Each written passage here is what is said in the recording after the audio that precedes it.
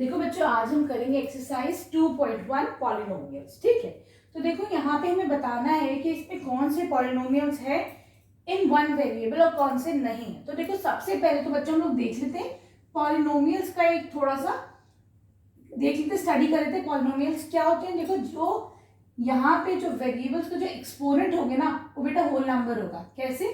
देखो यहाँ पर 2 की पावर कितनी है, x की पावर कितनी है 2, ये भी एक होल नंबर है, x की पावर कितनी है 1 है। ठीक है, इसका मतलब ये तुम्हारा एक पॉलिनोमियल तो हो गया। ठीक है, अब देखना है ये वन वेरिएबल है या जो है ज्यादा है। ठीक है, तो देखो यहाँ पे सिर्फ एक वेरिएबल है x, यहाँ पे कितना है, एक वेरिएबल है x, इसके अलावा कोई और वेरिएबल नहीं है। यहाँ पे क्या है तुम्हारा, ये कांस्टेंट है, इसमें कोई वेरिएबल नहीं लगा हुआ है। ठीक है, तो ये तुम्हारा हो जाएगा पॉलिनोमियल इन वन वेरिएबल। ठीक है, क्लियर? आ जाओ इसके बी पार्ट पर। यहाँ पे देखो तुम्हारे पास है वाई स्क्वेयर प्लस रूट 2। ठीक है, तो देखो वाई स्क्वेयर प्लस रूट 2, यहाँ पे इसकी पावर कितनी है, इस वेरिएबल की 2 है, जो एक होल नंबर है, तो उसका मतलब एक पॉलिनोमियल तो है।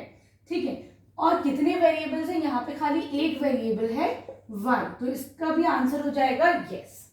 ठीक है, आ जाओ अब तुम अपने थर्ड पार्ट पे। यहाँ पे है तुम्हारे पास 3 root t plus t root 2। तो देखो अगर मैं इसका ये स्क्वायर रूट हटाती हूँ तो मैं इसको t to the power half लिख दूं प्लस टी रूट 2। ठीक है, तो देखो यहाँ पे जो वेरिएबल है इसकी पावर कितनी है बेटा, हाफ है ना। लेकिन ये अगर इसको पॉलिनोमियल होना है तो इसकी पावर कितनी होनी चाहिए, होल नंबर होनी चाहिए, मतलब 0 1 2। ठीक, इसका मतलब ये तुम्हारा एक पॉलिनोमियल ही नहीं है।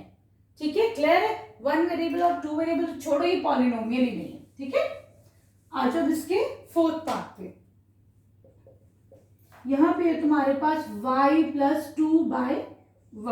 ठीक है, तो देखो इसकी पावर कितनी है 1, इसकी पावर कितनी है 1। ठीक है, लेकिन अगर मैं इसको ऊपर लेके आती हूँ तो ये पावर कितनी हो जाएगी, y टू द पावर -1 होगी। अब देखो अगेन ये एक होल नंबर नहीं है, -1 is not a whole number, तो इसका मतलब ये पॉलिनोमियल ही नहीं है। ठीक है, क्लियर है?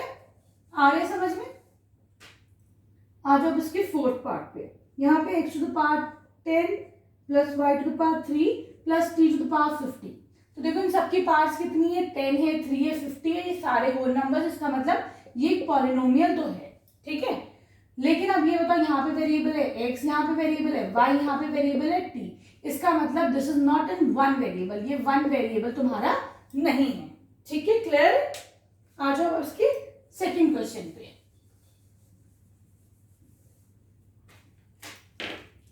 देखो बच्चों यहाँ पे जो है तुम्हें इनके कोफिशिएंट्स बताने।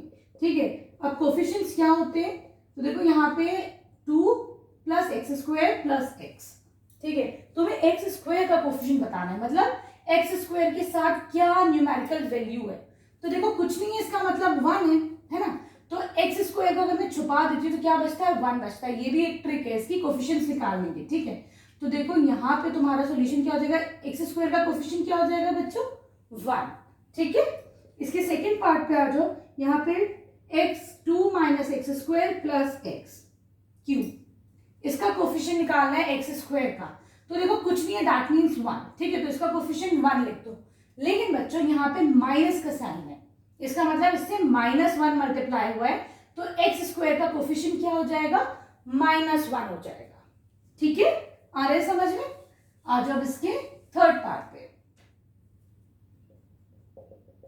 यहाँ पे है π/2 एक्स स्क्वायर प्लस एक्स।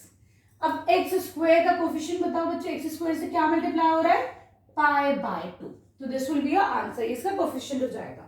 ठीक है, अब तुम्हारा फोर्थ पार्ट में क्या कह रहे हैं, दिस इज √2x - 1। ठीक है, तो इसका मतलब यहाँ पर तुम्हारा एक्स स्क्वायर तो है ही नहीं, तुम क्या करोगे, इसमें अगर मैं एक्स स्क्वायर